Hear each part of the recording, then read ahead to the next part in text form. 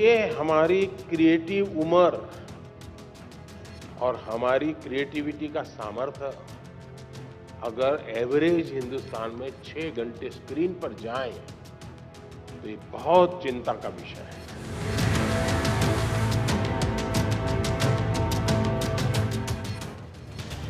बचपन का जमाना था, खुशियों का खजाना था। घर की छत पर किटकिट तो दोस्तों की किटकिट और दौड़ लगाकर सबसे आगे रहने की जिद। पर ये बातें हुई पुरानी।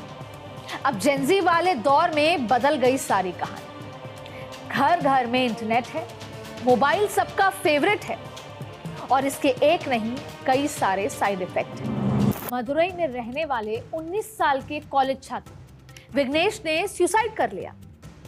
उसके आखिरी शब्द थे, once you enter you can never exit. और जुलाई 2017 को मुंबई में 14 साल के मनप्रीत सिंह सहानी ने 7वीं मंजिल से कूदकर अपनी जान दे दी। उसके मोबाइल फोन में मिली एक ब्लू व्हेल की तस्वीर। और फिर अगस्त 2017 में क्या हुआ? तब भी पश्चिम मिदनापुर में 10वीं क्लास के छात्र अंकन डे की लाश बाथरूम में मिलती है। मुंह प्लास्टिक बैग में बंद था और दम घुटने की वजह से मौत हुई। ये सब कहानियां तो सिर्फ टिप ऑफ द आइसबर्ग है सोशल मीडिया की उस खतरनाक दुनिया का, जिसका वायरस बच्चों की जिंदगियों में जहर घोल रहा है। और इस सब के बाद ये पूछना बहुत जरूरी हो जाता है कि अब नहीं तो कब आंखें खुलेंगी, कब हम नींद से जागेंगे और कब हम अपने नौनिहालों के बारे में सोचेंगे, कब सोशल मीडिया के संकट को समझकर उसके लिए कोई एक्शन लेंगे। ये सोशल मीडिया का ये जो डार्क वर्ल्ड है, जिसमें मासूम बच्चे फंसते जा रहे हैं और फंस गए तो निकलने की राह आसान नहीं होती। माँ बाप को भी इस बात का एहसास नहीं हो पाता कि उनका बच्चा किस मुसीबत से गुजर रहा है। और कभी कभी तो सच्चाई का पता लगाते लगाते काफी देर हो जाती है। और कई पेरेंट्स के साथ हुआ और अभी अभी मैंने आपको वो किस्से बताए कि माँ बाप अपने बच्चों को खो बैठे। तो क्या आज वक्त आ चुका है कि सोशल मीडिया पर लगाम लगाई जा सके? चाहे हम, चाहे सोसाइटी, चाहे सरकार इस पर कुछ एक्शन ले। बच्चों को बचाने के लिए इंटरनेट पर ताला लगाने की जरूरत आ चुकी है। तो आज के पॉलिटिकल कॉरिडोर कोशिश करते हैं, चर्चा करते हैं, इस पे जागरूकता लेकर आते हैं कि आखिरकार हमारा बच्चा जब दूसरे कमरे में हम बैठ के बात कर रहे होते हैं या किचन में काम करते हैं या दफ्तर में होते हैं, तो किसी एक कमरे के कोने में बच्चा जब मोबाइल पर है तो आखिर वो क्या देख रहा है और ऐसा क्या है उस मोबाइल में जो उसको प्लेग्राउंड में नजर नहीं आ रहा। मैं सोशल मीडिया के इस वायरस का एंटीडोट तलाशने की कोशिश कर रही हूं।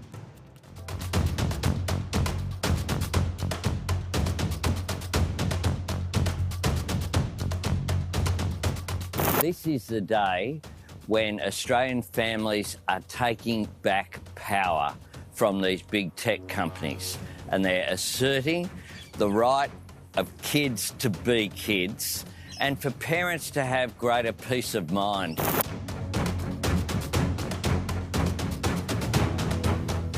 कभी कभी तो लगता है कि आप अपने से भी ज्यादा गैजेट्स को ज्यादा स्मार्ट मान लेते हैं और गलती वहीं से शुरू हो जाती है। एक प्रकार से गैजेट हमें गुलाम बना देता है।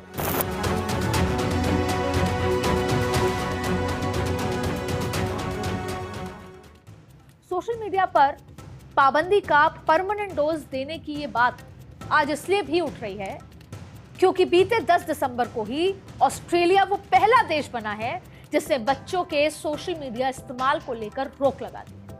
वो पहला देश। इसमें खास तौर पर 16 साल से कम उम्र के बच्चों का ध्यान रखा गया है, जिनके सोशल मीडिया इस्तेमाल पर पाबंदी तय कर दी गई।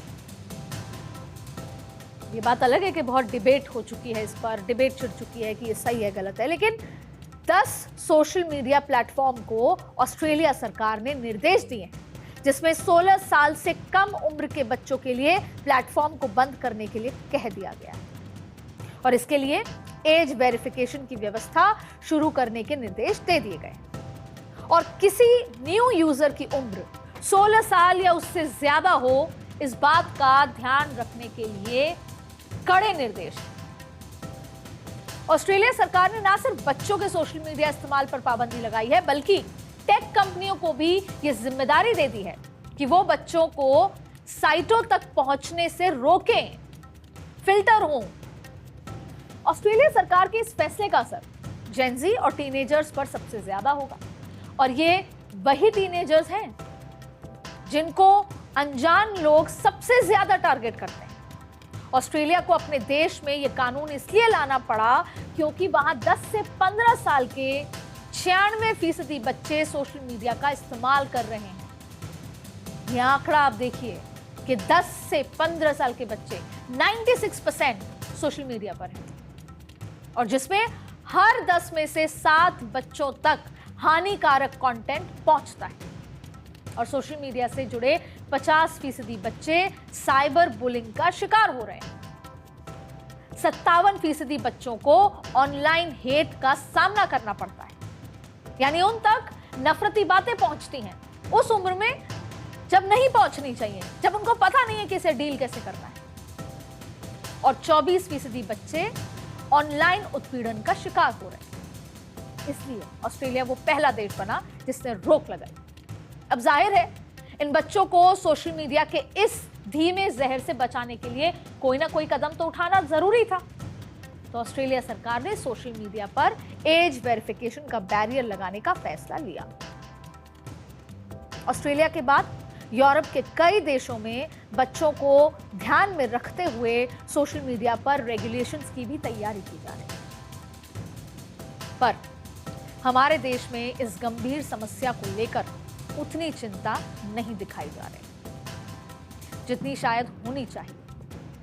आई अंडरस्टैंड कि आज के डिजिटल एज में बच्चों को मोबाइल और इंटरनेट से दूर रखना करीब करीब नामुमकिन। माता पिता दोनों वर्किंग हैं, मैं खुद वर्किंग हूं और ये चिंता मेरी भी है, तो बच्चों की सुरक्षा को ध्यान में रखते हुए मोबाइल थमा देते हैं। क्यों?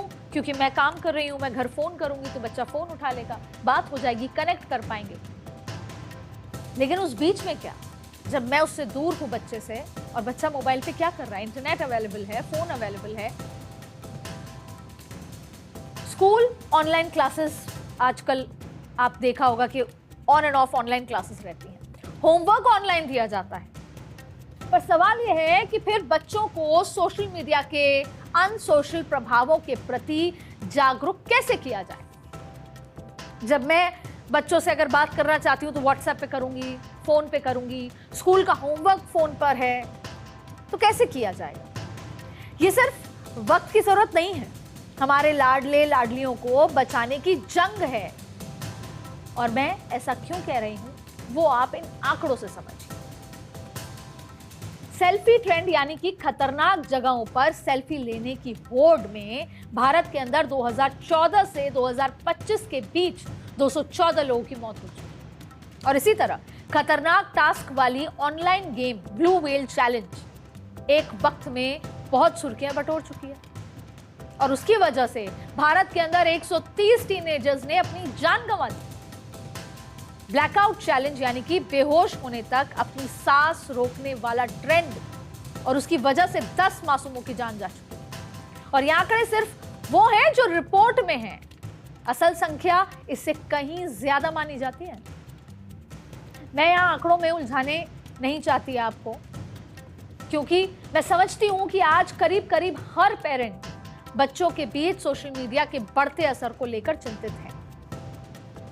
लेकिन ये आंकड़े यहां याद दिलाने इसलिए जरूरी हो जाते हैं ताकि खतरे की गंभीरता को समझा जा सके।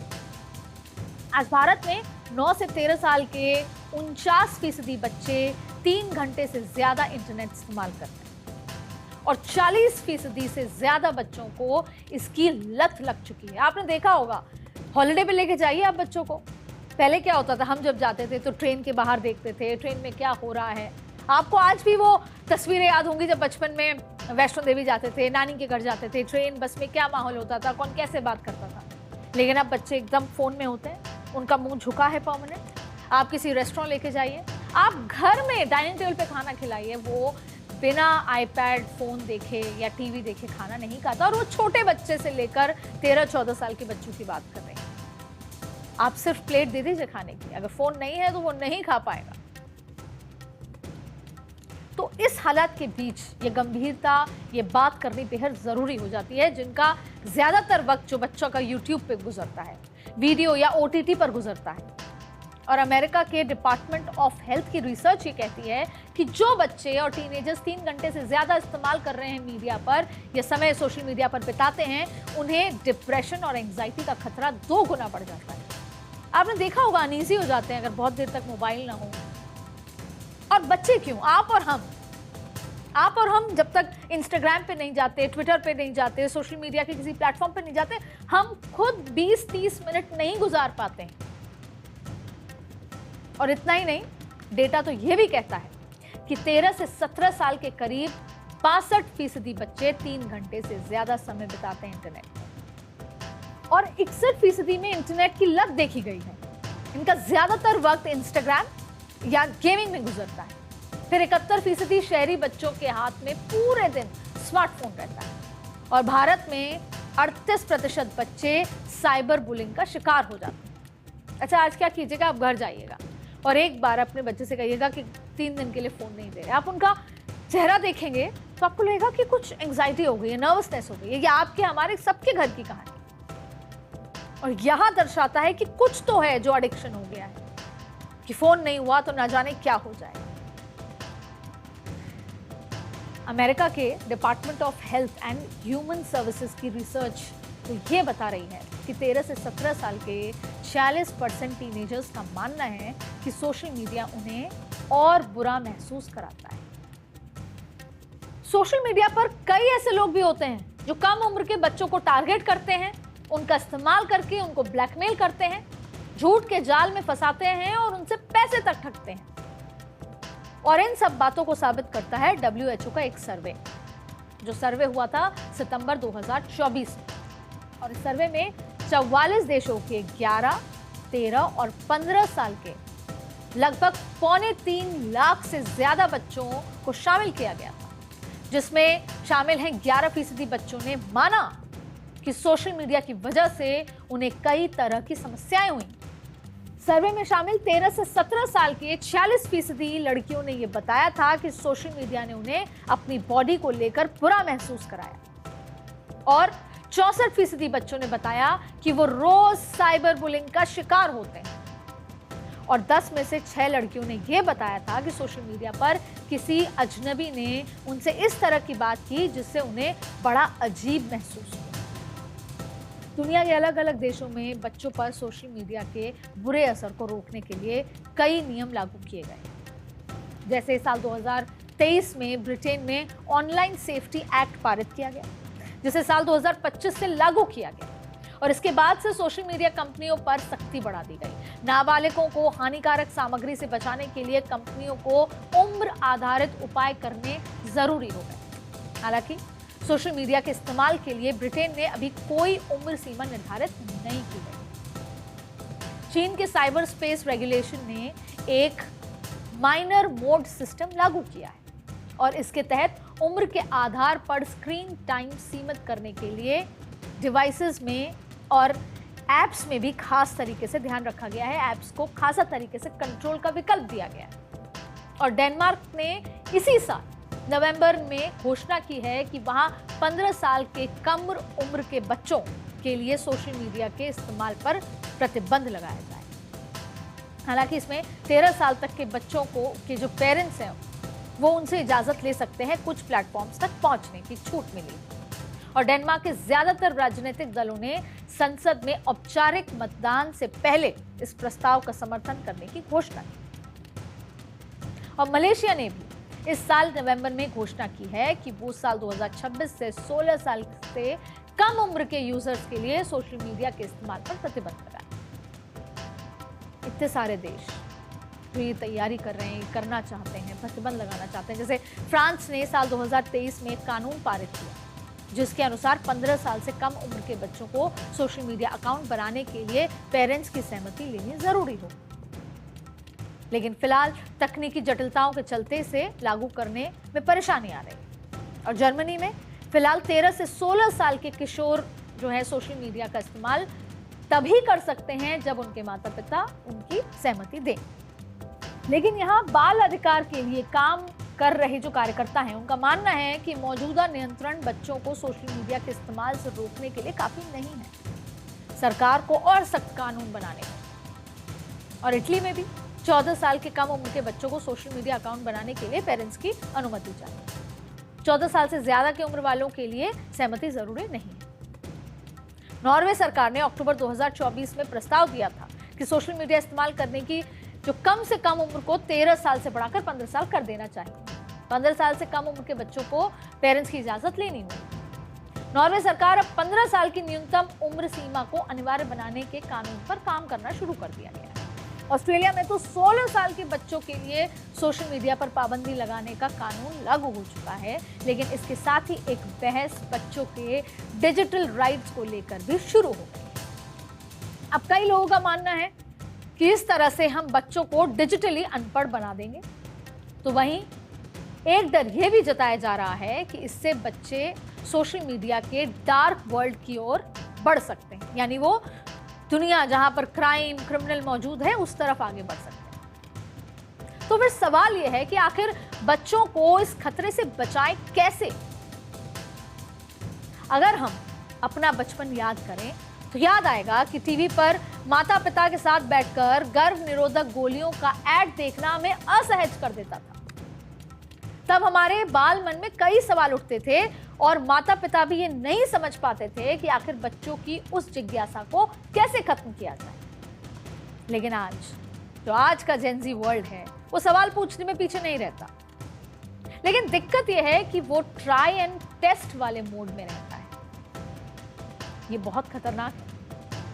आप बच्चों को अक्सर ऐसा कहते सुन सकते हैं कि एक बार ट्राई तो करना चाहिए, ट्राई कर लेते हैं, और इसी ट्राई के चक्कर में वो कब दायरा लांघ देते हैं वो समझ नहीं पाते, और ना ही माता पिता। तो फिर क्या किया जाए? जानकार मानते हैं कि सोशल मीडिया ने असल जिंदगी से सोशलाइजेशन को खत्म कर दिया। आपने देखा होगा कि कहाँ आजकल ना कोई किसी के घर जाता है, ना कोई गेस्ट आते हैं। खास तौर पे दिल्ली की बात करें, एनसीआर की बात करें, बैंगलोर, हैदराबाद, कौन किसी से मिलने जाता है? तो बच्चों को इंटरेक्शन ही नहीं है। उसका सारा इंटरेक्शन सोशल मीडिया पर। ना वो रिश्तेदारों को जानते हैं, ना बात करना चाहते हैं। और कई बच्चे जब वो 13, 14, 15 के होते हैं तो वो पेरेंट्स से भी बात करने में असहज होते हैं। वो बच्चे वर्चुअल दुनिया में रहने लगे। और मुझे लगता है कि पाबंदी के साथ साथ हमारी बहुत बड़ी जिम्मेदारी बन जाती है। मुझे पता है कि हम बहुत बिजी हैं कमाने में। आजकल जिस तरह की महंगाई है, ट्रैवल है, डिस्टेंस है, बहुत बिजी हैं। लेकिन शायद ये जो हम इन बच्चों के लिए कर रहे हैं, कमा रहे हैं, मेहनत कर रहे हैं, उससे ज़्यादा ज़रूरी है कि बच्चों को ये समझा पाएं या उनको ये समय दे पाएं और ये निगरानी रख पाएं कि आखिर वो सोशल मीडिया पे देख क्या रहे हैं, कौन उनसे बात कर रहा है। बच्चे वर्चुअल दुनिया में रहने लगे हैं। उनकी सोच, उनका आइडिया, एक्टिविटी पर इसका साफ असर देखने को मिल रहा है। बच्चे सोशल मीडिया पर निर्भर रहते हैं, वहीं से इंफॉर्मेशन गैदर करते हैं, गेमिंग की लत में पड़ गए हैं। उनकी पूरी लाइफ सोशल मीडिया पर निर्भर हो गई है। जबकि ये ग्रोइंग उम्र होती है, नए आइडियाज आते हैं, नई सोच डेवलप होती है। लेकिन इस सोशल मीडिया ने सब छीन लिया। प्रॉब्लम सबको पता है, लेकिन सल्यूशन कोई नहीं बता रहा। जहां तक मेरी समझ है, आज के इस डिजिटल दौर में सोशल मीडिया से बच्चों को ना तो पूरी तरीके से दूर रखा जा सकता है और ना ही ऐसा करना सही होगा। लेकिन ऐसा कहकर ना तो मैं अपनी जिम्मेदारी से अनजान बन रही हूं और ना ही सरकार को हाथ पर हाथ धरे रखकर रहने की नसीहत दे रही हूं। मुझे लगता है जानकारी ही बचाव है। तो सरकार के लिए जरूरी है कि वो सोशल मीडिया प्लेटफॉर्म्स के लिए एक सजग और सतर्क निगरानी तंत्र बनाए जो उनकी हरकतों पर नजर रखे और यह भी देखे कि कहीं ऐसे प्लेटफॉर्म्स बच्चों को चीट तो नहीं कर रहे, कहीं ऐसे प्लेटफॉर्म्स बच्चों को गलत लत में तो नहीं डाल रहे। और साथ ही साथ जरूरी यह भी है कि स्कूल कॉलेज में बच्चों को सोशल मीडिया के दुष्प्रभावों से आगाह करने के लिए वर्कशॉप चलाई जाए और हो सके तो मॉरल साइंस की जगह सोशल साइंस जैसा कोई सब्जेक्ट भी बच्चों के लिए लाया जाए, जहां उन्हें अच्छे बुरे का फर्क समझाया जाए। जैसे हम गुड टच बैड टच समझाते हैं, वैसे ही good communication bad communication. School में हर बच्चे के लिए गेमिंग अनिवार्य की जाए और ये खेल ग्राउंड पर हो जो हम अपने बचपन में करते थे, कमरे के भीतर वाले नहीं। डूज एंड डोंट्स की इस लिस्ट में एक नसीहत पेरेंट्स के लिए भी है, मेरे लिए भी है, और वो ये कि बच्चों की हरकतों को नजरअंदाज मत कीजिए, उनकी बॉडी लैंग्वेज को रीड कीजिए, उन पर नजर रखिए कि वो कहीं छिपकर मोबाइल देखने में व्यस्त तो नहीं, कहीं ऐसा तो नहीं कि आपकी गैर मौजूदगी में वो ऐसे लोगों से बात कर रहे हैं जो उन्हें नहीं करनी चाहिए, कहीं ऐसा तो नहीं कि वो अपने दोस्तों की बातें अब आपसे शेयर करने में कतरा रहे हैं। और हाँ, एक इंपॉर्टेंट बात ये कि अब वक्त आ गया है कि पेरेंट्स के सोशल मीडिया के इस्तेमाल पर भी कैपिंग लगनी चाहिए, क्योंकि अगर माता पिता मोबाइल पर रहेंगे तो बगल में बैठा बच्चा भी उसे देखेगा, समझेगा और उसी रास्ते पर आगे बढ़ेगा। तो सिर्फ बच्चों के लिए ही नहीं, अपने लिए भी नियम सेट कीजिए, डिसिप्लिन बनाइए और मासूमों के बचपन को भी बचाइए। आप करने लगेंगे तो आपका बच्चा वही फॉलो करेगा। अब यह आपको तय करना है कि आपको बच्चे को क्या सिखाना है। आज के पॉलिटिकल कॉरिडोर में बस इतना ही।